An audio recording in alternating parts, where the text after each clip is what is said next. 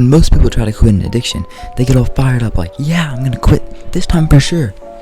But none of them ever seem to actually quit, because they all get this one thing wrong.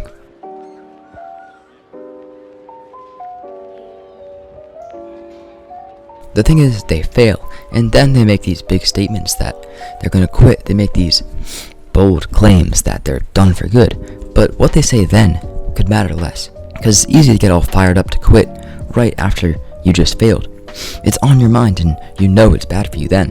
But if you have a coach and he's like, if you're late to practice at all, then you're running 10 laps. And so you're always there on time because you don't want to run. But then one day you get there like pretty late for some reason, like traffic or something. And then he does absolutely nothing. Well, then his words mean nothing. You realize it's just an empty threat, and it no longer matters to you if you're on time to practice or not. You have to say no when it counts. It's better to be all fired up and say those big things before you waste the day on your phone, rather than to say it after you spent 9 hours on TikTok.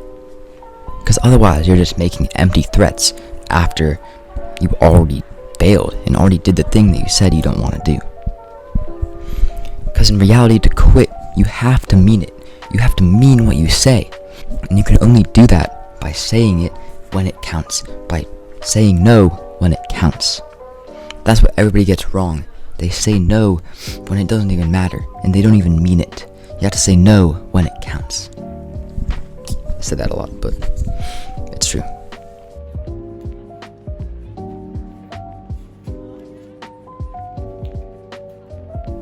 But the reason this works so well is because you're always searching for areas to say no. You become so much more aware of when you need to say no. Instead of just walking and mindlessly grabbing your video game controller and then spending an hour on video games. You've actually been watching for this. So you see the game controller and you're already like getting fired up like, no, not this time. Like, it becomes a game to see when you need to say no. And it's actually pretty fun. You get better and better at saying no until eventually you don't even have to do it anymore. The thing just fades from your life like you wanted all this time. It does that not because you said you're going to do something differently this time, but because you actually did something differently. Damn, bars. So, make it happen, and I'll see you in the next one.